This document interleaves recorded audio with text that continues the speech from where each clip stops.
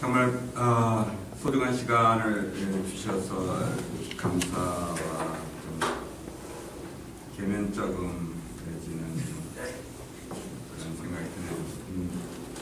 여기다가 수행이라고 하는 걸 집어넣기 때문에 얼마나 수행을 일상적으로 하고 있지 않나 생각이 들었는데, 저는 앉아서 수행하는 일을 별로 잘 안 해서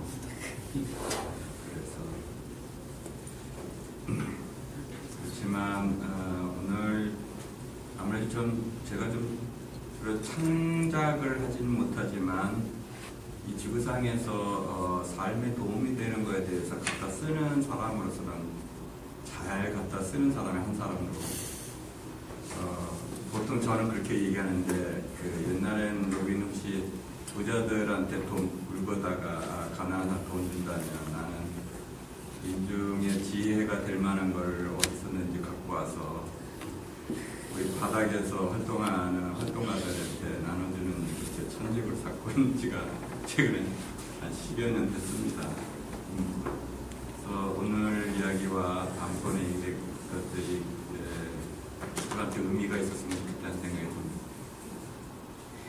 제가 한 4, 5년 최근에 저의 주로 활동은 대화, 전부 감신 졸업생이었기 때문에 감신에서 전 대화라고 하는 것이 저한테 많은 영향을, 그냥 아이디어로 존재했지만 사실 실제의 그 비번역 활동가 혹은 훈련가로 저희 삶을 자리매김하면서 활동할 때 이 대화라고 하는 것에 대한 생각들을 많이 했었는데, 현장에서 최근에 저는 예를 들면 이 대화를 통해서 어떻게 우리가 진정한 것을 서로 나누면서 근원적 민주주의를 향해서 가거나 미래 사회를 어떻게 구축하거나, 그리고 그 대화하는 방식이 서클이라고 하는 방식을 통해서 어떻게 할지에 대한 여러 차례 시도를 했고, 그래서 최근에는 그래서 뭐 평택평화센터니 아니면 화성의 금물과학교, 그리고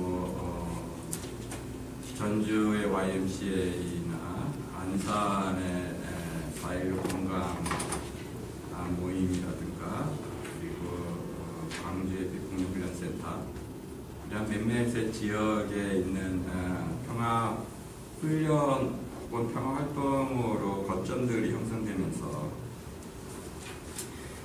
저희 아이디어를 같이 공유하는 여러 동료들이 형성되면서 이 폭력 실천에 관련한 혹은 평화적 삶에 관련한 것들을 책임에 들여서 많이 나누는 것 같아요. 어느 순간 임기점을 지나면서, 그러니까 저희 주로 했던 방식은 지금 오늘 드리는 것과 다음번에 드릴 수 있는 이 두 도구를 가지고 하게 됩니다.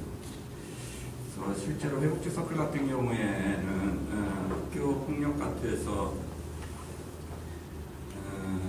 사람들이 다 망치고 안 되고 이제 끝장났다고 할 때에 비로소 이제 전화가 와서 어떻게 좀 해볼 수 있겠냐고 할 때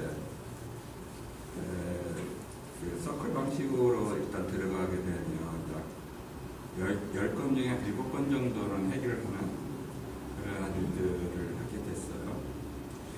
최근에는 개인 상담도 어떻게 이런 서클, 이런 제가 상담가는 아닌데 몇 가지 원리가 터득이 되면서, 제가 주로 상담하는 사람은 흔히 말하는 좌파 그 운동가들이 가정폭력이나 가정에서 애들하고 아내는 히스테리가 막 증상이 나고, 애는 애 나름대로 뭐 엄청난 일들이 지금 많이 발生해서 다른 사람한테는 시간을 못 내지만, 그렇게 그 소수 운동을 하는 사람들의 경우에는 좀 전화가 오면 이야기를 하면서 그렇게 아름아름 하면서 하는데 작동이 되더라고요. 그래서 이런 거 관련해서 뭔가 좀 드릴 것이 있지 않을까 싶어서 정사님께서 얘기할 때 저는 같이 얘기를 좀 나눴으면 좋겠다 생각합니다.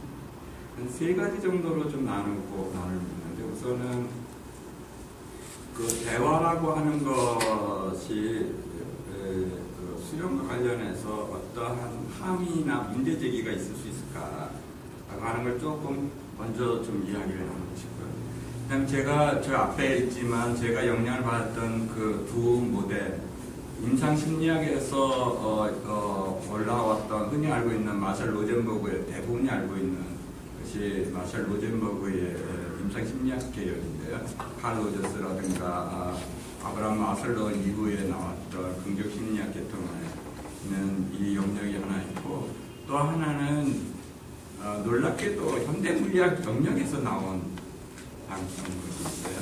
데이비드 봄 이후에 나온 굉장히 중요한 이 두 모델에 대한 소개를 좀 드리고 싶고, 그 안에서 이게 어떻게 흘러가고 있는지 좀 말씀을 드립니다. 이 대화 모델은 진짜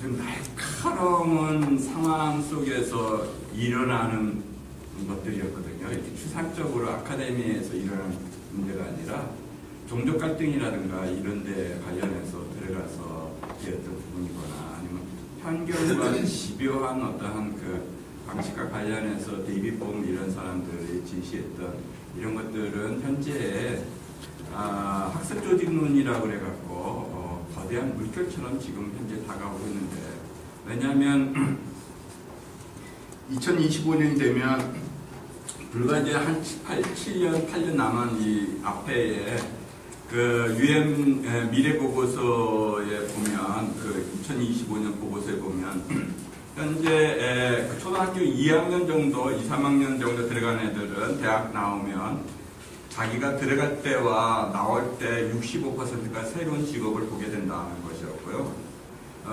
그것이 바로 이제 인공지능에 관련된 건데, 인공지능이 우리가 열심히 일하거나 열심히 일하는 건 다 인공지능한테 직업을 뺏긴다고 하는 거였거든요. 그래서 이런 상황에서 곧 우리에게 닥칠 일들인데, 그래서 이 커뮤니케이션 C자 시작을 주로 하는데, 그래서 핀란드 경우에는 작년에 지금 우리처럼 배우는 국어, 수학, 영어 뭐 이런 걸 다 완전히 바꿔버렸어요. 8월 달에. 그래서 현상에 기초한 교육, Phenomena Based Education이라는 말을 쓰는데요. 그래서 문제 해결형 수업으로 통합교육으로 가는 정도로 국가가 아예 바꿔버렸습니다. 국가 시스템, 교육 시스템을. 거기에 내용들에 대개 보면 커뮤니케이션, 의사소통이라든가 크리티컬 띵킹, 비판적 사유라든가 크리에이티비티, 창조성이라든가 콜래보레이션, 협력, 뭐 이런 것들이 미래 사회에 굉장히 중요할 거라고 하는 배움이나 가르침에 있어서 핵심이라고 하는 건데, 이 콜래보레이션, 뭐 크리티컬 띵킹, 아니 커뮤니케이션, 이 모든 것들이 사실상 제가 하고 있는 서클에서 다 함유가 돼 있어서 이 인디안들의 방식이 오늘날의 우리한테 그 배움과 가르침에서 얼마나 새롭게 들어오고 있는지에 대한 이야기를 다음에도 나눌 수 있겠다 생각합니다. 그래서 제가 지금 얘기하고 싶은 거는 어쨌든 서두에서 좀 어떠한 그 화두 던지기, 그 다음에 한 모델, 그 로젠버그의 모델에 대해서 이게 어떠한 의미를 우리한테 가미하고 있는지, 그 다음에 서로 좀 약간 그에 대한 질의응답하고 잠깐 쉬고, 그 다음에 현대물리학에서 얘기하고 있는 뒤에 몇 가지 이야기들이 실제 조직이라든가 단체에 어떠한 영향력을 현재 미치고 있는지에 대한 이야기를 하고 마무리했으면 좋겠다는 생각이 듭니다. 괜찮으신가요? 네. 왜냐하면 화두 던지기 이 자체가 굉장히 중요한 문제라고 생각이 들어서, 우리가 대화라고 하면 다이얼로그 생각하지만 사실은 저는 커뮤니케이션이라는 말이 더 광의의 어떤 그 의미를 갖고 있다고 생각하는데, 그 대화와 이 종교적 수행의 어떤 과정들에 대해서 좀 여기에 써있지만, 그 우리가 이걸 지금 본다고 하는 거는, 지금 이것이 본다고 하는 거는 우리가 이거 본다고 할 때, 관한다고 할 때 수행해서 알아차림이라든가 그럴 때 이 사물이 나한테 이게 와서 이 뒤에 이제 이게 그 상이 다시 되는데, 보면 그대로 우리가 상을 그 뒤에 시신경을 통해서 이 뒤에서 이 이미지가 그대로 있는 게 아니라 이 어떠한 매력, 어떠한 물체는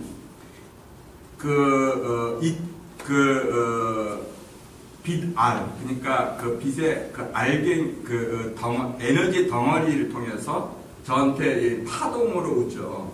파동으로 오면 이 시신경을 통해서 우리 안에서는 그 전자력으로 그게 바뀌어져요. 그러면서 그 전자력의 파동으로 바뀌고, 그 다음에 그 시신경에 지나면서 신경물질과 신경세포 이쪽에 지나면서 시냅스라고 하는데, 이 공간에서 이게 발화하면서 움직이면서 과학적인 전달 물질과 결합이 되면서 다시 뒤에 가거든요. 다시 말하면 그대로 이 상이 하기보다는 몇 가지 변환 작업이 일어나는데 커뮤니케이션이 일어나야 돼요. 그 자체 관련해서도 그렇고.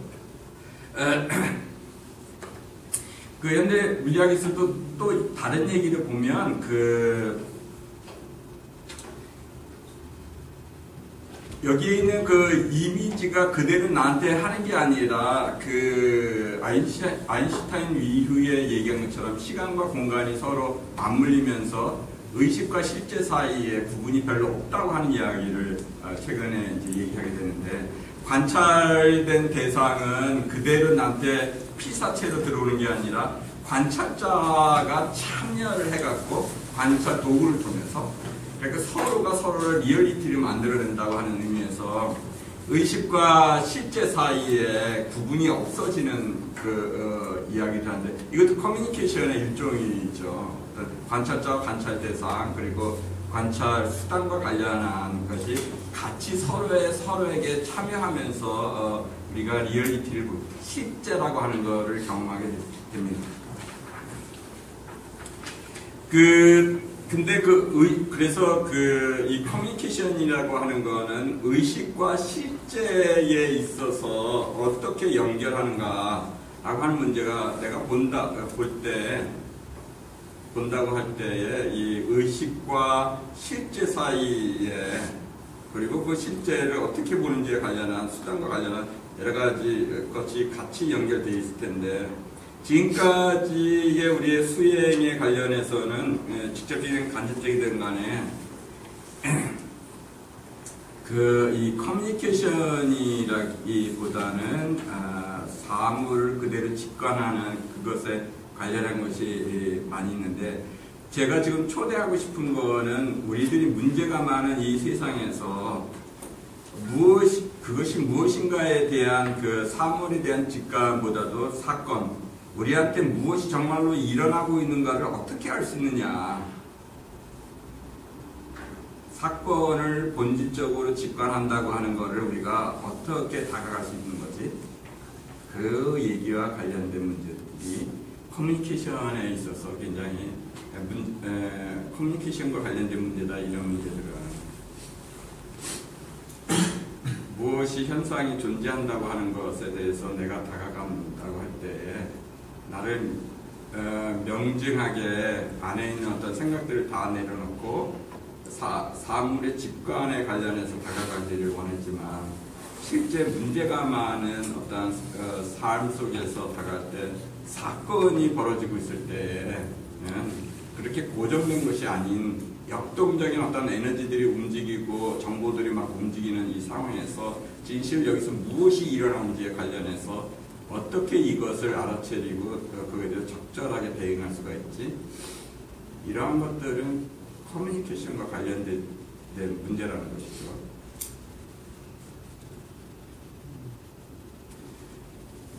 근데 우리는 무엇이 우리한테 일어나고 있는 거에 관련한 것보다는 그거에 대한 관심이 별로 수행에서 현대에서는 별로 지금까지 기존의 방식이 잘 이해가 안 됐기 때문에, 기존 방식으로는 오랫동안 아르마리를 빼고 나서 뭔가가 일치된 어떠한 걸 가게 되는 건데, 그래서 이 대화는 그런 면에서 보면 좀 뭔가 그동안 놓쳤던 부분에 대해서 우리에게 좀 이야기를 할 수 있는 부분이 있다는 것이죠.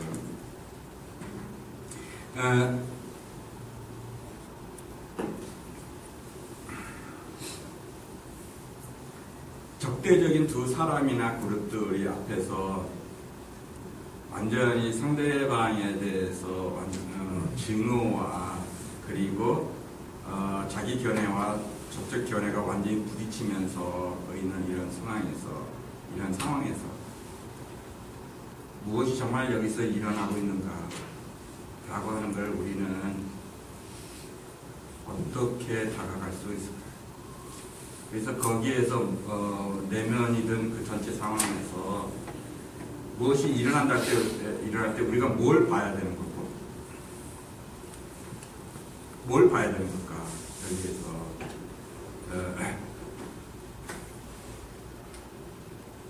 그렇게 하고 우리의 삶에 있어서 어떤 이 복잡한 거라든가 아니면 어둠이라든가 어떤 힘든 거 뭐 이런 것 일터와 관련해서 일터가 에너지를 계속 소진시키고 그 다음에 내가 이제 이게 아니라 좀 내가 좀 마음이 좀 그러니까 마음을 잡고 와서 그래서 어딘가 가서 공간을 벗어나서 거기서 채워갖고 다시 여기 와서 여기다가 붓고 그렇게 하고 또 가고, 그래서 뭐 토마스 머튼이나 틱나탄이나 아니면 에카르트 톨레나 그분들의 어떤 그 이야기를 사색하면서 다시금 이제 마음이 쿨해져서 다시 일로 오는 이 방식이라면 다른 분한테는 여유가 있을지 모르지만 저 같은 사람에게는 이 삶이 저한테 거의 부활 이상에 차지하는 이것이 일터가 어떻게 생츄어리, 성소가 될 수 있을까? 에너지를 자가 발전시키면서 내가 여기에 헌신하고 있는 거에 관련해서 오롯이 설 수 있을까? 특별히 이 지배 체제에서 소수 가치 운동을 하는 사람들이 그렇게 많지가 않은데 그 몇몇 사람들이 버팅기면서 그 현장을 책임지고 그다음 목소리를 내면서 공간을 만들어내고 있는 이런 삶에서 자기가 하고 있는 데에서 뒤로 물러서지 않으면서 그 안에 그들한테 무엇이 정말 일어난지에 대해서 그것을 자기가 통합해 나가면서 진정한 자아로 온전한 삶에 관련한 이 어둠이나 복잡한 이런 것들도 하나의 기여할 수 있다고 하는 것에 대해서 어떻게 내가 그들한테 도움을 줄 수 있을까? 뭐 이런 것들은 저의 실질적인 문제인 셈인 거죠. 그래서 그런 문제에 관련해서는 커뮤니케이션이라고 하는 것이 그렇게 그렇게 인상심리학이나 단순히 그러한 그 부분을 넘어선 우리의 삶의 어떤 것을 보게 되는 중요한 것을 줄 수 있다고 하는 것이 저의 신념이고, 또 실제로 해보니까 저가 도망가지 않고 언제나 한 번도 이겨본 적이 없는 국가폭력과 관련해서 수많은 이슈들이 제 주변과 저의 삶에 저희 단체에 올 때마다 내가 좌절하지 않고 사야 될 수밖에 없었고, 실제적으로. 그리고 저의 삶에서 어떤 수행이라고 하는 다른 공간을 어디에 골방이든지 어디에 갈 수 있는 상황의 선택성으로도 못했던 나 자신에게는 이 대화 방법이 저한테 굉장히 중요하게 기여를 했던 것 같아요. 그래서 모든 것이 의식과 실제 사이에는 어떤 간에 커뮤니케이션과 관련된 부분이 있다는 것. 두 번째, 우리들의 삶이 실제 일터가 어떤 힘들고 어렵고 뭐 이러한 것과 관련해서 에너지를 소진하는 게 아니라 에너지를 계속적으로 일으켜 세울 수 있다면, 그럼 나한테서 뭔가 이것이 일어나는 것에 대한 커뮤니케이션이 필요했던 부분이 있었다는 거죠. 어떻게 여기가 성소가 될 수 있을까? 지금 있는 데가 하나님이 일하니 나도 일한다고 할 때의 그 일함이라고 하는 것이 그 부담이나 에너지를 소비하는 것이 아니라 계속적인 시너지적인 효과를 발휘하면서 내가 제대로 가고 있다고 하는 감각을 어떻게 항상 창발시키면서 소수자로서 이 자리를 지키면서 나갈 수 있을까? 이런 이제 질문이 있는 것이고,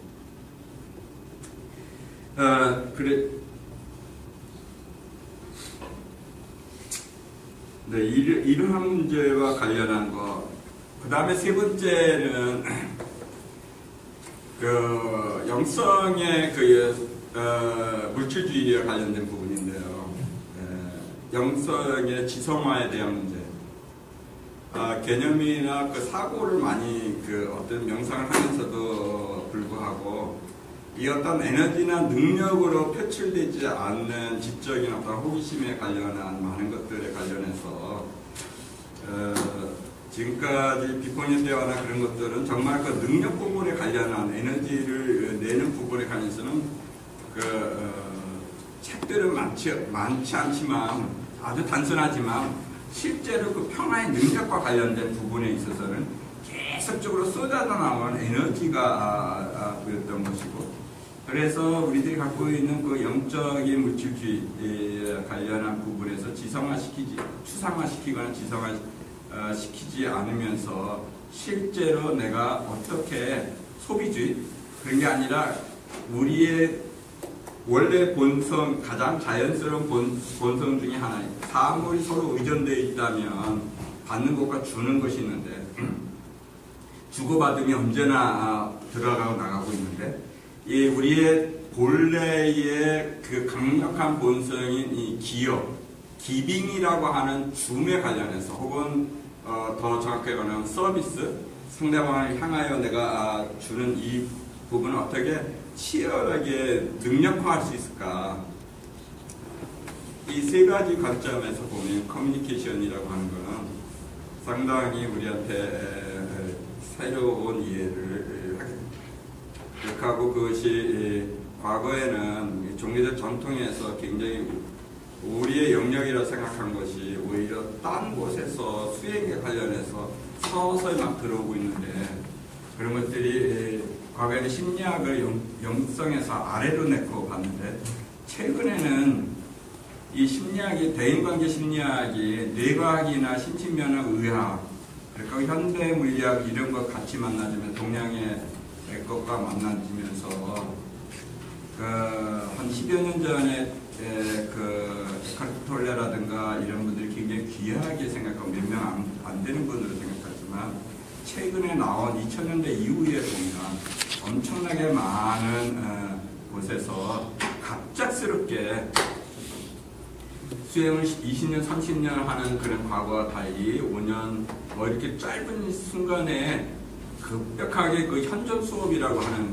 현존에 대한 스쿨도 나오고 막 대중화되는 일들이 확 퍼진 게 최근의 일이거든요. 불과 10년 안에 일들이래요. 그래서 이 사이언스가 수행에 들어온 이 것들이 그러면서 이 주변에서 되어지고 있는 이 커뮤니케이션이 그동안 간과했던 우리들에게는 이게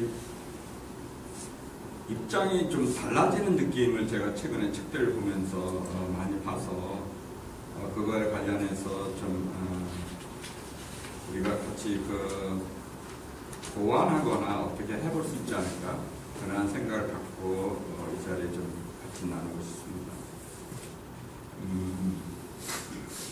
세 가지를 말씀드렸고요. 마지막 세 번째는 평화 능력, 지성화에 대해서 능력과 관련된 부분에 대해서 어떻게 우리가 실제로 펼쳐나갈 수 있을까라는 문제.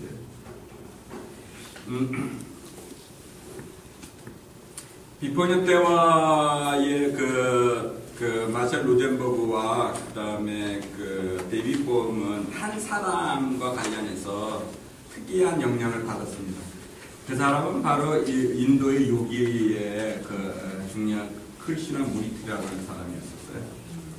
네, 크리스티나 무리티가 갖고 있는 그 이해한다고 하는 거에 관련한 것들이 인상심리학 계열로 하나로 뻗쳐나가신 마샬 로전버프가 만났던 부분이고요. 칼로제스라든가 이 둘을 합쳐서 만났고, 그래서 꼭 피어난 것이 비포뉴 대화라고 하는 그런 것이 하나였고, 또 하나는 바로 데이빗 봄이라고 하는 이쪽 영역에서 과학적 수행이라고 하는 것과 관련된 부분에 관련해서, 과학적 실천의 부분에 관련해서 나왔던 것이었죠.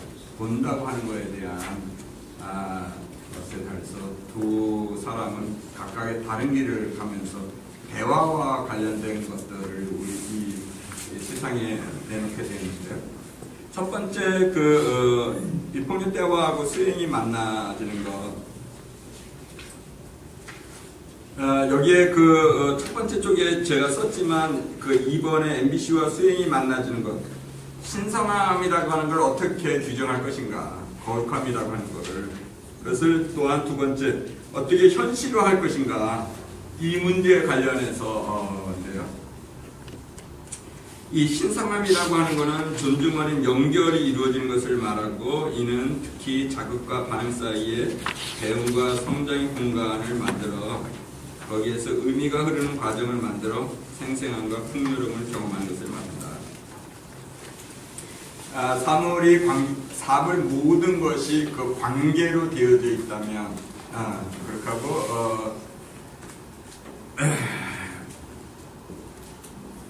그래서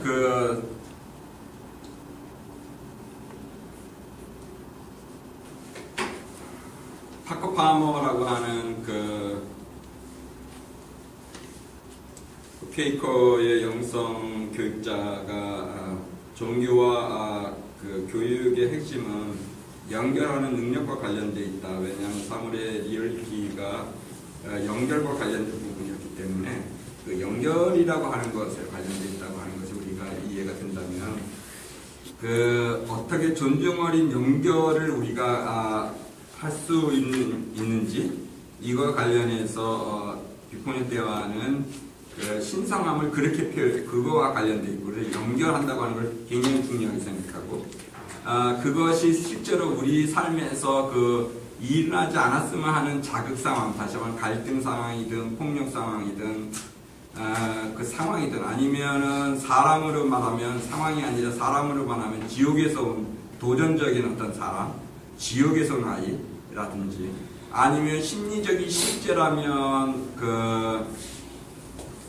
어떤 도전적인 과제, 해결해야 될 어떤 아젠다, 어떤 기회, 그것이 뭐든지 간에 심리적 실제로 다가오든지 간에, 이런 그것을 자극이라고 볼 수 있는데, 그 자극에 대해서 우리가 흔히 하는 방법의 자동 응답적인 방법은, 리액션은 뭐냐면, 맞서거나, 아니면 도망가거나, 아니면 얼어붙기라고 하는 이 세 방식의 자동 응답 방식을 우리가 그동안 해왔는데, 이것과 관련해서,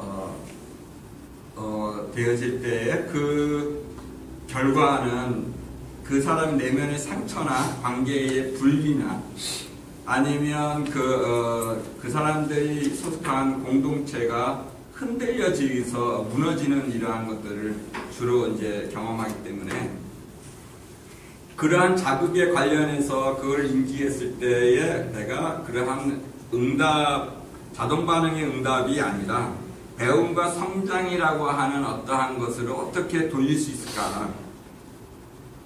그거를 돌리는 문제는 의미라고 하는 의미가 흐르는 과정을 만들어서 생생함과 풍요로움을 경험하는 것이다.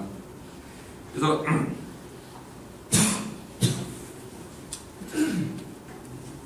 좀 앉아있으니까 여러분들 힘든 것 같으세요? 저는 촬영을 하고 있는 거죠. 그래서 이렇게 자극이 상황으로 다가오든, 아니면 불편한 관계로 오든, 심리적 영역에서 도전적인 과제로 오든 간에 자극이 나한테 인지되어지면, 우리들은 이거에 관련해서 기존의 방식이 자기 논리의 정당성에 의해서 이게 치고 들어가든 영향을 주려고 하든 아니면 그걸 나중에 와서 이렇게 물러서든지 간에 아니면 이거에서 자기가 그 속에 그 휩싸여서 그거가 자기를 운전하게 만드는 얼어붙긴 이 세 가지 사이에 이런 반응 사이에 그러한 방식으로 가는 게 아니라 내 자동 반응이 아니라 나한테 가장 내가 성장과 배움이 일어나는 방식으로 선택하는 방식으로 반응이 아니라 응답해야 하는 방식으로 리액션이 아니라 리스폰스 하는 방식으로 어떻게 이거를 맞이하면서 다가갈까. 그래서 이거에 관련해서 커뮤니케이션을 굉장히 중요하게 생각하고 이 맞이하고 가는 과정을 맞이하게 될 때에 이거 자체에 대해서 이것이 문제이고 해결책을 나도 모르는데 아무도 이 공동체에서는 일어난 일에 관련해서 대답이 확연히 떠오르지 않는데 복잡하고 그렇고 모호하고 그렇게 있을 때 지성을 어떻게 발생시킬까를 먼저 알고서 그에 대한 뭔가를 알고서 가는 게 아니라 요 자극이 오면 나도 모른다면 여기서 오고 가는 어떤 프로세스 과정이라고 하는 의미가 흐르는 과정을 중간에 세팅하게 되면 그 결과는 언제나 풍성하고 생생한 방식으로 출현하게 되겠다. 이것이 제가 지금 얘기하고 있는 일의 핵심인 거고요.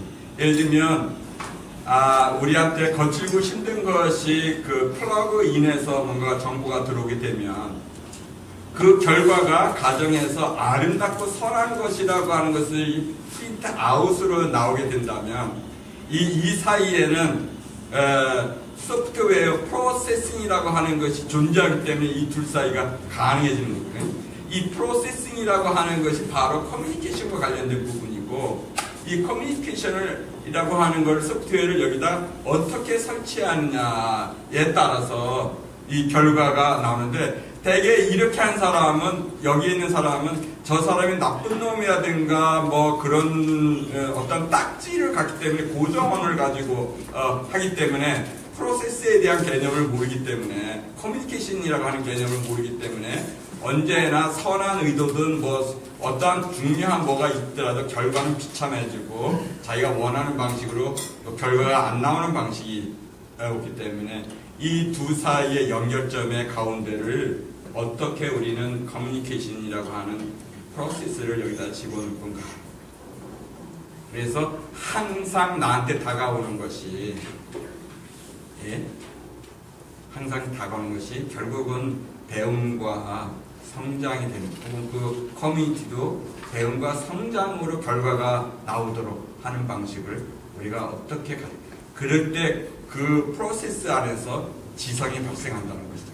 이건 굉장히 중요한 문제고 이 과정적 접근 방식에 관련한 그동안에 우리가 이해를 못했었기 때문에 이 과정적인 작업에 관련한 것을 초대하는 것이고 그것이 이 양쪽에서 즉 인상심리학이든 아니면 현대물리학 쪽에 제이콤이 얘기하든 간에 그 중간에 이거를 어떻게 만들 것인가가 핵심이라는 것이죠.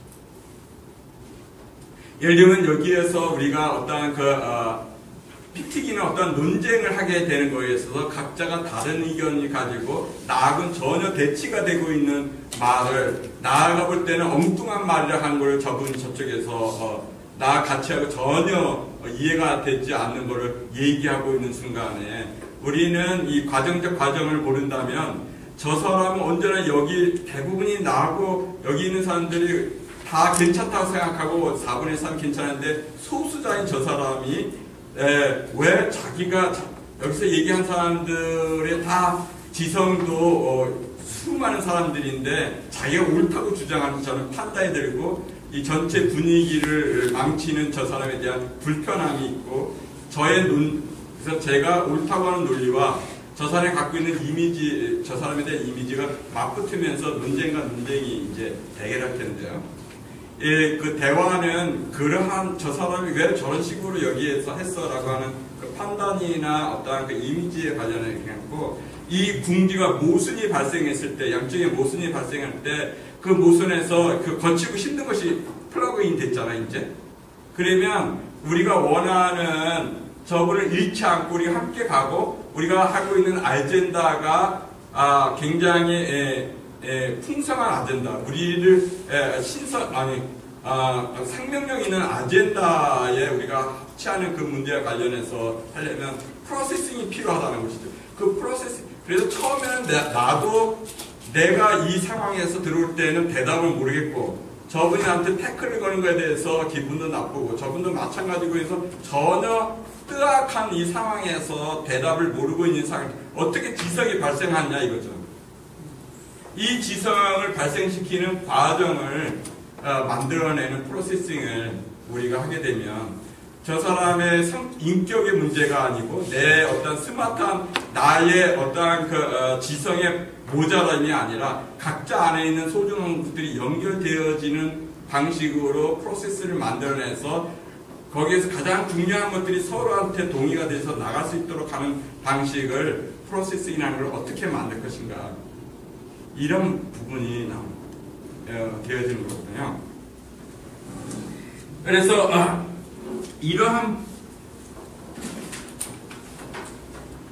그래서 그 생생함과 풍요로움을 그래서 결과적으로 어떻게 도출할 건가.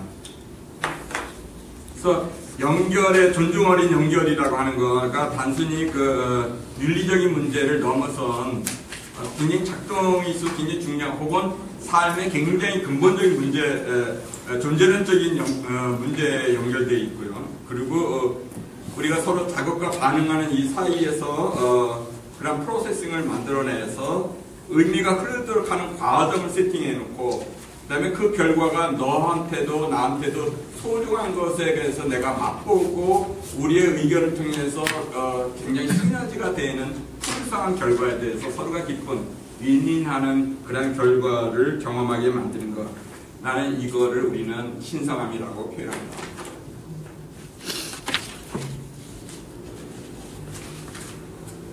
그래서 이쪽으로 가면 그 마셸 로젠버그는 기술적인 이야기 하기 전에 그 삶의 그 사랑받는 신적인 에너지라고 얘기했는데, 이 사랑받는 신적인 에너지에 관련해서 우리가 모두가 원하는 건 생명력 있는 어떠한 그 충일감, 기쁨, 경이로움을 사는 것이고, 그리고 이것이 바로 우리가 서로가 서로에 연결되어지는 방식이기 때문에, 우리가 연결을 통해서 이 사랑받는 신적인 에너지를 서로 느끼게 되고,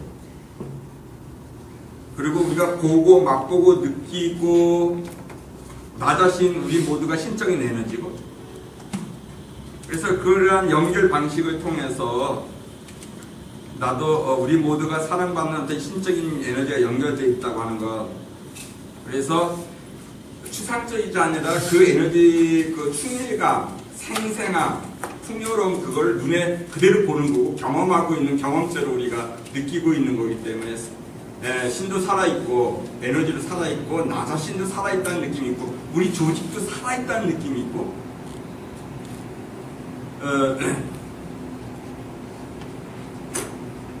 그리고 결과는 언제나 풍성함으로 가는, 그래서 충분한 각 존재가 서로 대화를 통해서 더욱 풍성함으로 나가는 그러한 그리고 우리 모든 일이나 그런 것들이 놀이가 돼버리는 딱 그러한 상태에 관련해서 이제 로젠버그는 이제 상상을 하고 있고, 그거에 대한 그걸 그러면 사랑받는 신적인 에너지를 우리가 어떻게 접촉하고 연결하고 그렇지, 특별히 다른 데 환희나 기쁠 때가 아니라 가장 피고 싸우는 그런 갈등 현장에 있어서는 실제로 그걸 어떻게 우리가 신의 주권성에 관련해서 아니면 사랑받는 신적인 에너지를 느끼는 방식으로 우리가 세팅할 것인가, 그것이 이제 이분의 굉장히 중요한 과제였던 것이죠. 그래서 두 가지 전제가 있는데 첫 번째는 기여하는 거에 대해서 나의 웰빙, 잘 있음 과 너의 웰빙, 너의 잘 있음에 관련해서 어떻게 우리가 그런 거죠? 기여할 건가, 기빙, 기여할 것인가.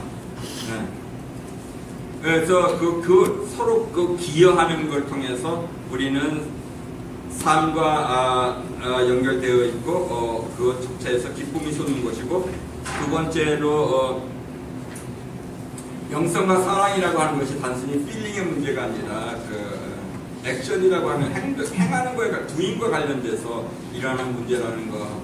그래서 이 두잉, 기빙 이런 거와 관련해서 사랑받는 신적인 에너지를 어떻게 할 수 있을까, 프로세스를 어떻게 만들 수 있을까, 그것이 이제 이분의 핵심적인 주제였던 것입니다.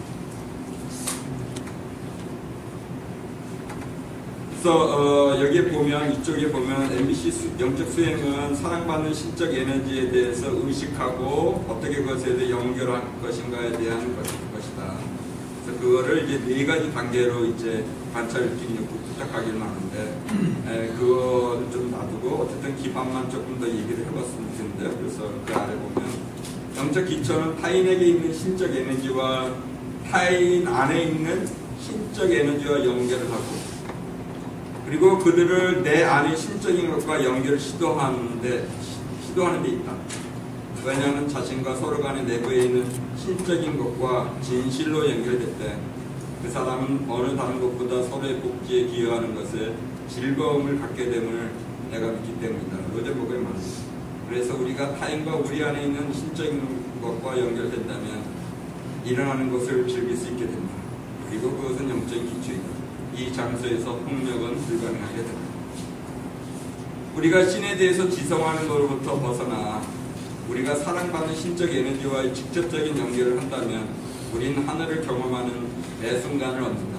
내가 이런 신적 에너지와 연결을 통해 얻은 경이로운 하늘의 경험을 통해 만일 우리가 서로의 이런 수준의 연결을 얻고 만일 우리가 서로의 신적 에너지와 접촉한다면 어떤 지옥이 진행되든지 간에 우리는 주는 데 기뻐하고 우리는 생명을 주게 된다는 것이 불가피하다는 것을 알게 됩니다. 여기에서 이 불가피함에 관련된 문제인데요. 생명을 불가피하게 나 자신 주는 것이 불가피하게, 자발적으로 불가피하게 줄 수밖에 없게 됩니다. 강요가 아니라.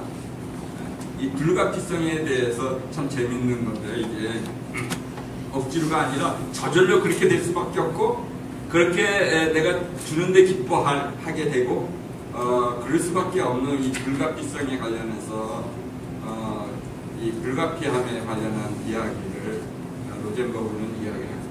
그러니까 준다고 하는 것이 두려운 것이 아니라 준다는 게 얼마나 흥분되고 기쁜 것인지에 관련해서 관련합니다. 그러면 그래서 인색심리학에서 가장 중요한 문제가 갈등이나 어떤 어려움이 생겼을 때 저는 그 단어가 묘한 말인데 무엇이 중요하냐, 무엇이 살아있느냐라고 하는 것이 굉장히 큰 차이가 있다고 생각이 들어요. 부부간의 갈등이나 누군가의 갈등이 있을 때 그 순간에 무엇이 중요하냐 질문을 하게 되면 정당성, 옳고 그름에 관련해서 내 의식이 거기에 꽂혀 있어요. 그래서 상대방이 얼마나 잘못한 건지, 내가 얼마나 이게 옳은 건지, 어떤 뭐가 잘못된 건지에 대해서 패를 까면서 설명해주면 상대방이 동의할 거라고 생각하는데, 실제로 보면은 굉장히 서로 간에 이제 그러면 이제 이기는 자, 지는 자 싸움이 돼버리게 되고, 그러면 내가 9개의 정당성을 갖고 상대방이 하나의 정당성을 갖고 있더라도 하나의 정당성을 갖고 있는 사람이 자기가 아예 소리 하면 루저가 되니까, 잃은 자가 되니까, 패한 자가 되니까 두려움이 쌓이게 되고 수치감이 일어나니까 절대로 그걸 놓지 않고 대들게 되죠. 그래서 이때 무엇이 중요하느냐인데 굉장히 관심사들이 대부분 여기에 다 꽂혀 있어요. 되게 다. 정당성의 노예라고 저는 표현할 수 있는데요. 자기도 모르게 그 덫에 빠져서. 근데 그 로젠버그가 말한 이게 무엇이 중요하느냐라고 하는 그에서 첫 번째 일어나고 있는 우리 앞에 있는 사실이나 어떤 자극에 관련해서 무엇이 그 사람한테 나한테 살아있느냐는 질문은 좀 다르다고 하는 것이죠. 이 단어를 특별히 다르게 쓰는 거는 이 정당성의 문제하고 다른 거예요. 무엇이 살아있느냐라고 하는 것은 정말 다른 질문인 것이고, 무엇이 정말 내 안에 살아있어서 내가 이렇게 거칠게 상대방한테 표현하는 것이지, 저 사람이 나한테 저렇게 거칠게 태클하면서 들어올 때 저 사람한테 무엇이 살아있어서 저런 거친 언어와 행동으로 혹은 태도로 레이저 광선을 눈빛을 쏘면서 나한테 대들 것일까에 대해서는 다른 데로 우리가 초점을 맞추게 되는 것이죠. 그래서 이 살아있는 것에 주목한다고 하는 건 일어난 자극에 대해서 무엇이 살아있느냐라고 하는 걸 판단 없이 정말, 왜냐하면 이때 맞이할 때 내가 저 사람을 그냥 맞이하는 게 아니라 이미 나는 내 안에 패를 다 갖고 있어서 나의 과거의 경험에 어떤 돌아가는 테이프에 상대방을 패를 놓고서 맞이하기 때문에 과거의 기억들이죠.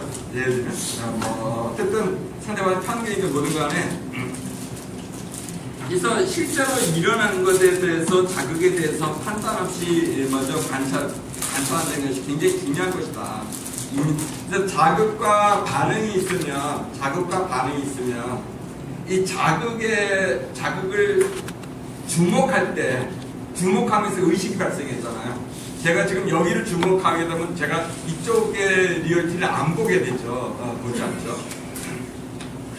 주목하면 의식이 발생하고 거기에 그래서 그 주목하게 될 때에 판단 없이 관찰한다고 하는 것이 첫 번째 그 자극 상황에 다가가야 될 굉장히 중요한 문제다. 무엇이 정말 일어난지 알아차리기 위해서는 판단 없이 다가간다는 것과, 그 다음에 이 프로세스가 살아있는 걸 보면 명료화하는 과정이라고 하는 이 명료화라고 하는 프로세스가 굉장히 중요한데, 여기에는 두 가지가 있다는 거죠. 이분의 경우에는 뭐냐면, 생각이라고 하는 것이 언제나 나중에도 나오자면 파편화되고 과거 것이기 때문에, 지금 여기에 그래서 과거에 이 사람에 대한 생각, 이 사람이 과거에 나한테 행한 거라든가, 아니면 내가 이런 경우에 과거에서 경험해 놓은 학습 자료에 대한 생각들이 있고 그런 거기 때문에, 그 과거 거를 끄집어내지 않고 지금에 있기 위해서는 느낌이라고 하는 거에 관련해서 느낌을 우리가 알아차릴 때 지금으로 내가 들어온다. 지금으로. 그래서 느낌이라고 하는 거를 말하고 있는 저 사람, 그리고 또 듣고 있는 나 자신이 지금 느낌이 어떠한 것인지에 대한 느낌을 느끼는 것. 그래서 지금에 내가 머물게, 모든 옵션은 지금 여기서 이루어질 수 있는 거기 때문에 그 지금으로 들어오도록 해서 생각에서 느낌으로 빨리 올 때 내가 상대방한테 뭔가를 할 수 있는 땅에 밟고서 뭔가 얘기할 수 있는 근거가 이제 있을 수 있기 때문에 느낌을 얘기하고, 세 번째에 욕구에 대해서 연결하는데, 저는 그 욕구라고 하는 거를 어떻게 표현하냐면, 우리들은 그 경험자가 있죠. 다시 말하면 우리의 삶의 무대에는 우리가 여러 역할의 연기를 해요. 연기를. 아빠로서, 남편으로서, 빌빈 시민당 대표로서, 목사로서, 뭐 여러 역할을 제가 하잖아요. 연기자, 각본이 있고 연기가 있어요. 주어진 어떤 삶의 상황에 관련해서 연기자가 있고, 그 연기자가 그 신성한 에너지인, 그 다음에 그 연기자 이전에 경험자가 있어요. 경험자. 삶의 무대에서 그 경험 그 자체가 있는 거죠. 어떤 연기를 하든지 간에 그걸 경험하는 경험자가 있어요. experiencing as, 뭐뭐로 느끼는 자가 있어요. 경험하는 자가 있어요. 그런 순수한 존재이거든요. 그 경험하는 존재에게 순수한 시적인 에너지가 이 연기자가 역할을 할 때 그 표출되는 제일 맨 밑바닥에서 의식으로 표출되는 부분이 욕구라고 볼 수 있는데, 저의 경험으로만 하면. 그래서 그 당사자로 보면, 그래서 만약에 상대방이 얘기를 나한테 해서 내가 확인하면, 그 신성한 에너지가 나의 역할자로서 표출될 때는 나는 지금 내 말에 대한 집중과 존중, 아니면 나의 선택에 대한 자율권, 그런 것이 있을 수가 있고, 아내하고 내가 싸운다 그러면 아내가 본인에 대한 부탁에 대해서 자기 필요에 대해서 내가 이해하는 것이라든지, 아니면 시간을 같이 쓰는 것에 관련해서 상대방이 이 자기의 시간에 대한 존중이나 어떤 공유라든가 이런 것들이 자기 신성한 에너지에서 아내 역할에서 연기자에서 드러나는 욕구라고 하는 것이 존재. 신성한 에너지가 인간적인 측면을 가지고 드러날 때 나오는 측면들이 욕구라고 하는 거죠. 이렇게 신성한 에너지가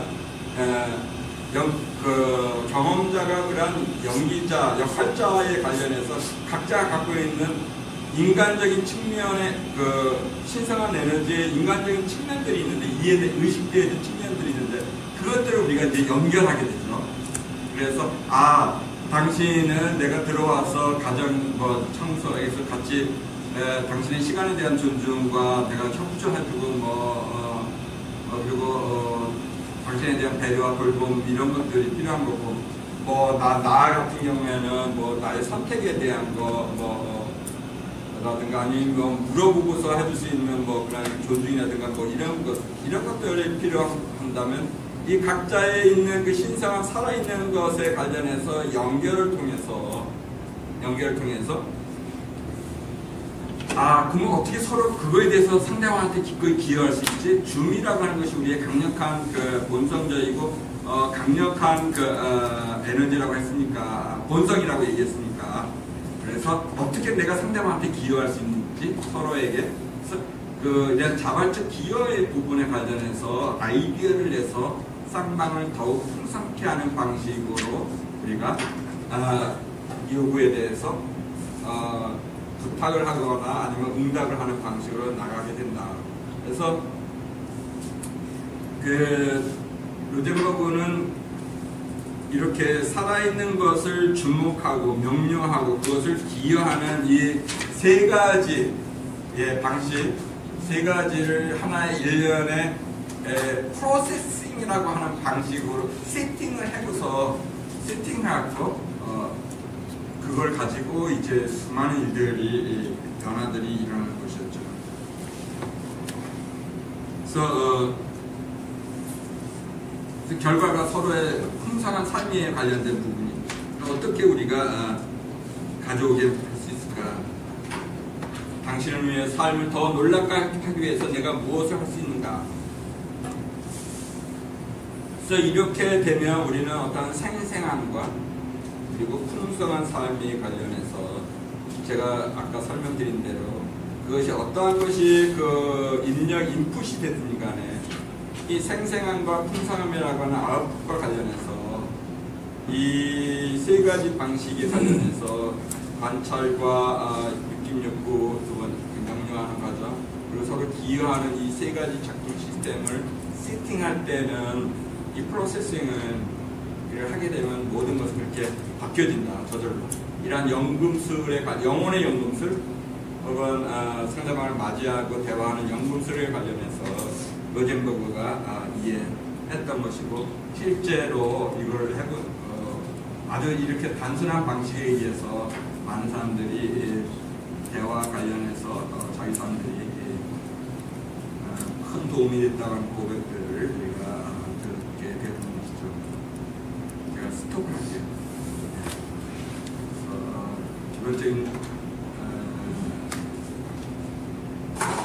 기본적인 영적인 토대, 사랑받는 신성한 에너지, 그거를 프로세싱이라는 걸 통해서 저의 말인데, 이런 것들은 제가